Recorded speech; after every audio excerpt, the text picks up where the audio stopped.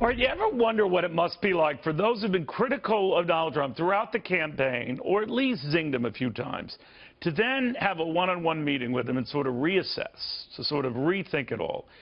Dr. Henry Kissinger, the former Secretary of State, having that opportunity for the better part of an hour, just a few minutes ago, as Donald Trump was leaving his apartment, that is Dr. Kissinger's apartment, a few minutes ago after that one-hour powwow. Bob Vander also had a chance for a one-on-one meeting over the Trump Tower to talk to Donald Trump. Of course, he had previously endorsed Ted Cruz, so I guess he just wanted a feeling out session here. He joins us right now. Bob, how did that go? Well, first of all, it went really well. I think the good signal for conservatives is Donald Trump is reaching out, and Donald Trump is willing to have meetings. This was a private meeting, but I think what he's done with Henry Kissinger, what you're seeing of releasing potential Supreme Court justice nominees, and then even having a conversation with me. He and I go back for about 5-6 years with a relationship, and although he was disappointed that I endorsed Senator Ted Cruz, at least he was open to having a discussion, opening to listening. There was no endorsement during the meeting. There was no promise of an endorsement, but it was really, really a good conversation. And so I give a lot of kudos to Mr. Trump for having these. Did he ask for this meeting? What it was, Neil, is that I reached out to him and I congratulated him, and then the window came open this week to say, let's have a one-on-one, let's have a visit. And again, like I said, we've had a relationship in the past of being friends. Well, until that Iowa endorsement, when he called you a lot of nasty stuff. So I guess bygones are bygones, or what? Well, I mean, yeah, there's no doubt people remember the Twitter war. They'll remember the back and forth between Donald and myself. But I think what it is that the future of this country is at stake. It's not about a Twitter war between Donald Trump and Bob Vander.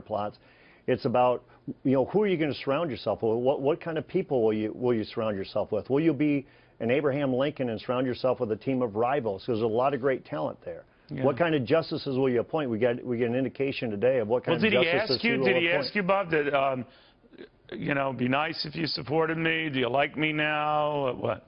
It wasn't that kind of middle school back and forth. It was just kind of a deal of listen. He's going to run this thing and run it to win.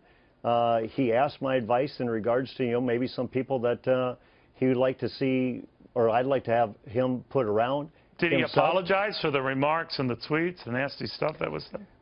I didn't need that, and I don't think he needed that either. Did he offer it? Did he offer it? I feel bad about what happened. No, okay. that wasn't the purpose of it. And again, it was a private. I think the key, though, for conservatives, and not that I'm endorsing Donald Trump right now. I'll never vote for Hillary Clinton.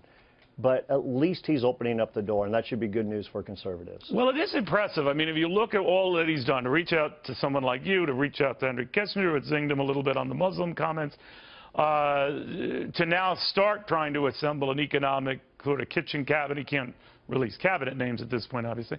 But to send a signal, I guess he's trying to send a signal to win over guys like you, to win over those in the party who were leery of him, because I don't think this is about reaching out for the general election, but getting everybody on the team on board.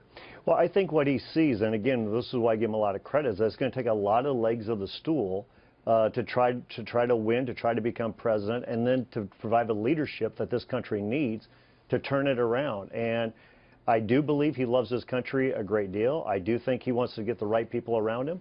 And so again, I mean, this is one step in the process. I tell people it's May, it's not November. Everybody should take a Lamaze breath, and let's take it all in right now and see what happens. I always thought the Lamaze thing was stupid for the men, right? Like, we had to breathe, and our poor wives are going through this torture. Our first son, Neil, my wife actually told me, stop breathing. Stop breathing, yeah, exactly. Bob, one thing I just wanted to pick your brain on is there's an effort still in the party, led by Mitt Romney originally, but others who've been saying, we need a third-party alternative. Then it seemed to kind of, peter out. I don't know if it's officially peter out. Maybe they do find someone, but they can't seem to find someone who says yes. What do you think of that effort, and whether it is just finally going away?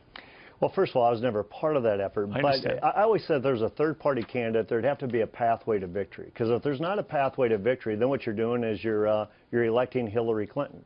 And I think now with Texas already has their electoral laws that says Texas is off the map to gain entry to be on the ballot of the state of Texas, it's becoming awfully hard to field a third-party candidate right now. All right, so the effort that's been done there is probably too little too late. So that crowd that was looking for that candidate, let's say led by the likes of Romney and others, they've already indicated they're not going to vote for Mr. Trump. What do you think of that? Well, I think you have three choices. The three choices are Hillary Clinton, Donald Trump, or sit this one out and focus on a lot of other elections. The concern, though, again, is if you sit it out, do you in turn elect Hillary Clinton? And I don't think that's something a lot of people want on their conscience, at least from the conservative movement. Bob Vander, Plaats, always a pleasure. Thank you. Thank you, Neil.